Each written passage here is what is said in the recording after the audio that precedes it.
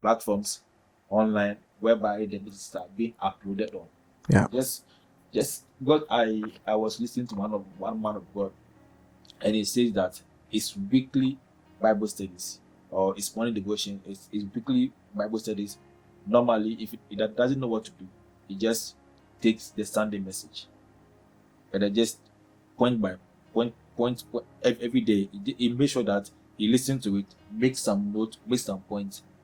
That will help you, because our soul is like the way I said on Sunday, is a process, ongoing process. It's an ongoing process that we need to be doing for us, because sometimes if we just imagine you not reading the Bible for like 2 weeks, you could see a shift, a difference between you reading or you being on the Bible and then you not being on the Bible. Yeah. And you could see it will reflect in all your activities, your daily activities, even if you are at work or even if you are at home. Sometimes when you don't read and then you are on your own for like 2 weeks, you can see that your thoughts changes, your conversation changes, and also if you associate yourself with believers, you can see that now you feel disassociated. Not that they have distanced themselves, but you feel that you distance yourself. Why? Because you are not engaging yourselves in godly activities. And when that happens, that is when you are on the way to distraction, not to but the devil will just steal you, because that is the only way. Like the way we said in the previous episode, he always come for the word. And if he doesn't find that word in you, okay, I remembered somebody asked me one question. If you are faced with one challenge, maybe at least any challenge that you are faced with, you have to have a scripture to hold you on. If it's financial challenges or the difficulty, what scripture do you have to empower you or to encourage you? If it's prayerlessness, what scripture can you find in the Bible to encourage you or to hold you on? Because that is our manual. And if you don't find your solution in the manual at that moment, then you could see that is when the devil will just be laughing and teasing us. I've gotten you, I've gotten you. So we should engage, because the more we engage ourselves in godly activities, more day in, day out, that is when we will find ourselves in a circle or in a group whereby they can help us to stand firm anytime we are falling or anytime we are swaying away. True. That's true. That's true. Then we can read 1 Timothy chapter 4, verse 7, just to buttress the point that we just made. 1 Timothy chapter 4, verse 7. Bible says, do not waste time. Godless ideas and old wives' tales. Instead, train yourself to be godly. Yeah, train yourself to be godly. King James says, exercise yourself unto godliness. So godliness, it's something, he says, instead.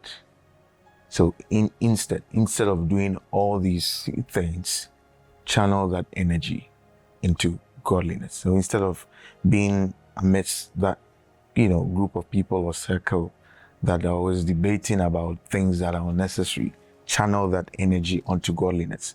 You can change your circle, find, Bible study groups, find prayer groups, something that you can do in groups to help you.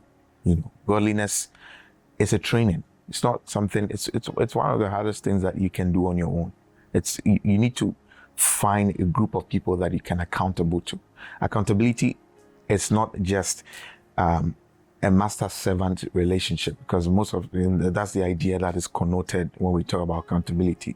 But it can be between two friends who decide that, I just want to be accountable to you. And the other one also decide, I'm also going to be accountable to you, as well, vice versa. Let's decide, to get through this journey of our spiritual walk together. Okay, we are going to call each other at this time and pray. We are going to, do this thing together. In the beginning, it was going to be mechanical, but once you get a groove of it, you realize that without that friend, you'll be able to do it on your own, because now it's like you set something in motion for yourself through that simple practice. Mostly when you're not being supervised and you're trying to start, a habit or a lifestyle, it's so hard in the beginning. Just think of you trying to go to the gym and build muscles. If you start by yourself, it's very hard. But so people usually go with like find gym partners and they go together, and that's a motivation for them to do more. And that's the essence of, we're not forsaking ourselves in the assembling of ourselves together, like in church. It's one of the advantages that we get when we come together. One iron is sharpening the other iron. One has something, the other has something. At the end of the day, graces are being rubbed off on each other. And so he urges us to exercise ourselves onto godliness, building good habits, building, good biblical standards by being accountable to each other. And the devil finds it very hard to penetrate through any system that has accountability in there, like a proper accountability. When I know that Gideon is watching my back and Gideon knows I'm watching his back, the devil is really afraid to come in that environment, because he knows I'm going to prick Gideon and say, hey, there's something wrong. And so once we create that environment of accountability, it makes it hard for our souls to be sold at the end of it. Because when you are going the extreme, I see it. And I can tell you that, brother, the path that you're going is going to lead you to destruction, and is going to take you far away from your personal devotion in your walk with God. Just imagine how hard and difficult it is to, find or talk to a lady who is amidst her friends. Say you go to the mall, you find this wonderful lady you want to establish friendship with. If she's alone, it's so easy to have that conversation with. But when she's amidst her friends, sometimes the boldness to even go and exclude her out of her friends and have that conversation with.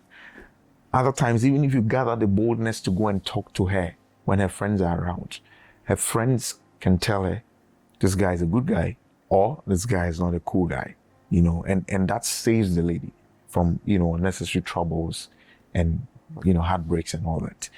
So that setting that boundaries or setting that environment of accountability really helps us to exercise ourselves onto godliness as well. Yeah. The Bible said, "You, how good and pleasant it is for brethren to dwell together in unity." Yeah. How good. Yeah. So meaning there's something good. Yeah. There's something good when you're in groups. Yeah. There's something good when like somebody you are making account to. Tell. How good it will deprive you from Yeah. any unnecessary thing that Yeah.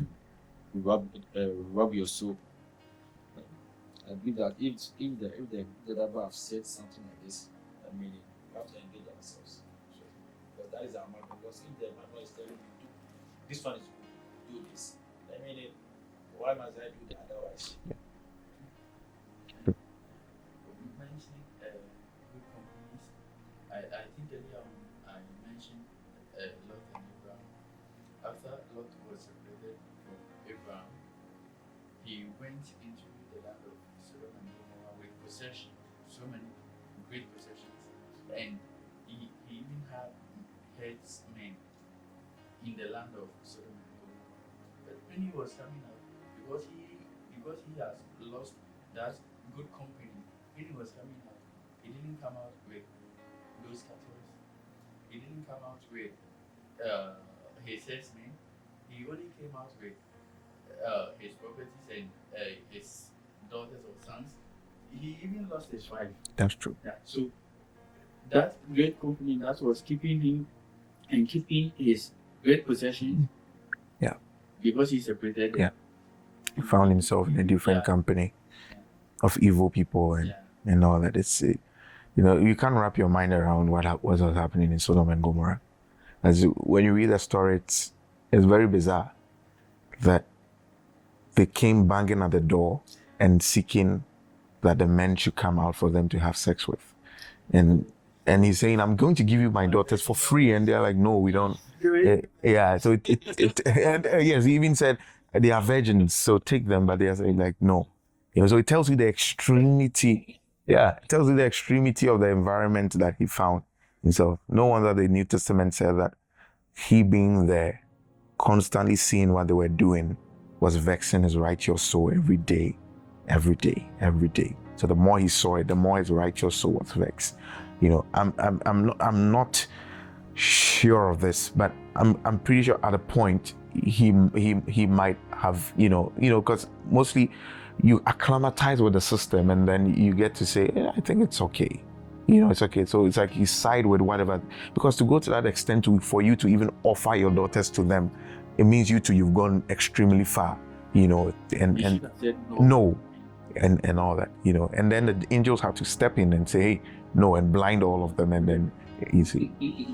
Yeah, it's very important that we set some boundaries. Number one, and again, learn how to ostracize idolatry from our heart, and also learn to do things in group as we exercise ourselves unto godliness, which saves us from our souls being stolen by the devil in that context. Do things in group, help each other. It starts with desire. You need to desire that I want to learn this, I want to do this. Then you find a partner, because without the desire, the essence of the group will be distorted. You will find a different meaning for that group or a different value for that group. So there has to be a desire and a goal that the reason why I want to be accountable to you is because of so and so. Let's be accountable to each other and let's do this. Help me do it, and you see that you are growing in godliness, and all that. God bless you, team. God bless you, everyone, for listening. It's a great pleasure to have all of you sit for such an amount of minutes to listen to what God has for you. I know you've been blessed, and we have more to share with you next week. Stay tuned. We're going to start a new series next week. So stay tuned and stay blessed. Bye-bye.